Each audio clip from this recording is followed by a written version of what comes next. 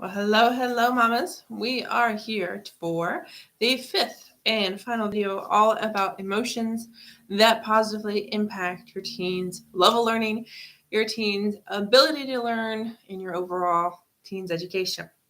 So, if you've missed the other videos, go back and watch them after this video. We're focusing on joy, we're focusing on happiness this video. So, let me know, mamas. Do you agree that when you are happier, when your teen is happier, that you and your teen learn more? If you agree, be sure to hit that thumbs up button. If you're not so sure or you totally disagree, let me know why in the comments below. And if you're not a member of the Facebook group Teaching Teens Love Learning, join us after the video at the link in the description.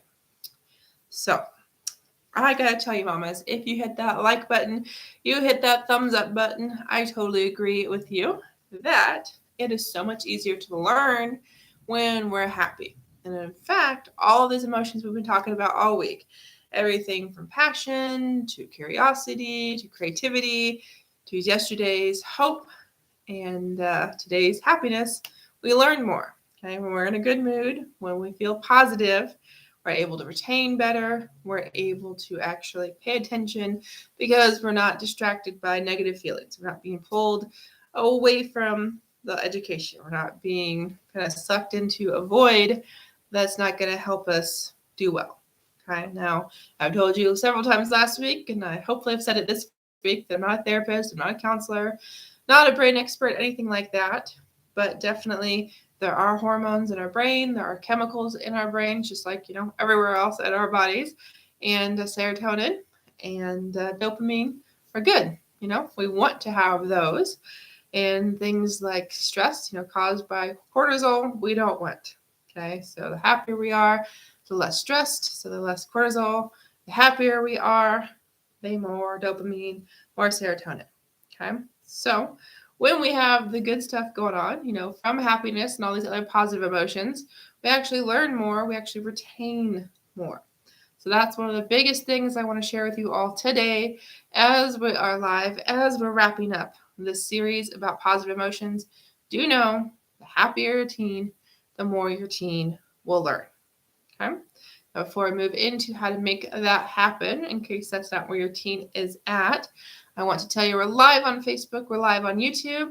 I'm Jessica Coulter, the CEO and founder of Ace Cookie Tutoring and Study with Jessie. So if you haven't subscribed, you haven't followed, highly encourage you to hit that follow button, that subscribe button, so you don't miss future videos all about teens, all about studying, all about education.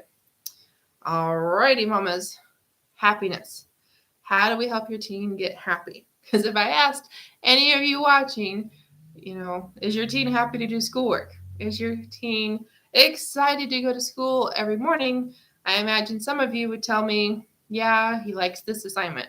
Or, yeah, when she was this age. Or, sometimes it's, an easy morning. My child is ready to go to school, is happy to be there. Okay? I want your teens to find something to be happy about every single day. Okay, now in a perfect world, your teen would be happy all day, every day, in every class. But mamas, you and I both know that's not a reality. Okay, there are days that are just plain hard. There are days that happiness just doesn't seem possible. And you and I feel that way. So we know your teens definitely feel that way, especially if they haven't learned how to regulate their emotions, if they haven't developed, which they really cannot develop their brains much more than they are able to at their age. I mean, literally, like I said earlier this week or last week, it's like literally in our 20s, they've decided that our brains are fully developed. Okay, so our teens, nowhere near 20s. Okay, even like our 18-year-olds, they still got a ways to go. So helping them with their emotions, it's a big deal.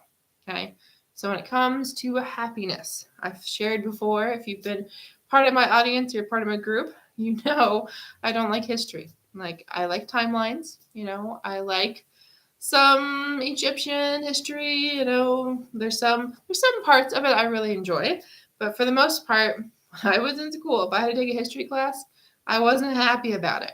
So what I did and what I teach my students that I work with to do is to find something to get happy about in class. So for me, like I just mentioned with history, if we were going to learn something Egyptian, I was really happy. It didn't matter that it was history. It was a part of history that I thought was awesome.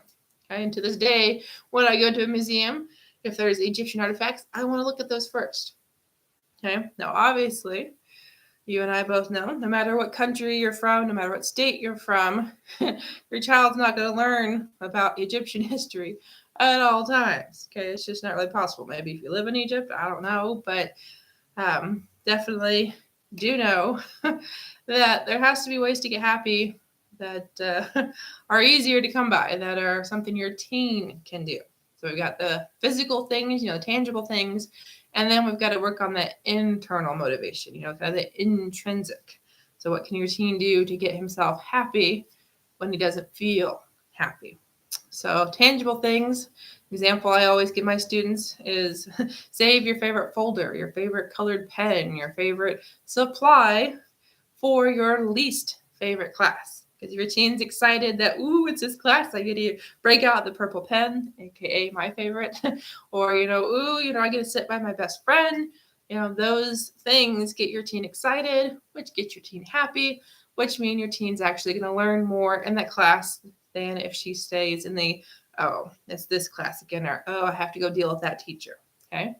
Now, on the intrinsic side of things, we have to help your teen kind of find a personal reason, an internal reason to get happy. Okay, so this is when goals become really, really important. This is when we talked about motivation and hope yesterday become really, really important. Okay, so for me, I want to be valedictorian. I wanted to be that straight A student. I wanted to give my speech. And so, in those classes, I'm like, ugh, or on the days where I felt like it was really tough, or in those days I just didn't think I was ever going to understand it, I held on to that goal, held on to the belief that A, I could do it, and B, it was worth doing, okay, because I was internally motivated. So ask your teen in that thing that he's not happy about, what is it that you look forward to? What's kind of the reason you're doing this assignment, or how can we focus on kind of the long road? What's the light at the end of the tunnel, essentially? Is there is happiness to be found, but our teens don't always know how to find it. So mamas, sometimes it's simply asking them, what do you like about this? What about this brings you happiness? And there's always something to be found. Like I said, it can be a school supply. It can be a goal. It can be something that your teen's going to learn about in that class, or maybe he's already learned about or hopes to learn about, that brings happiness. So if you got questions, drop them below.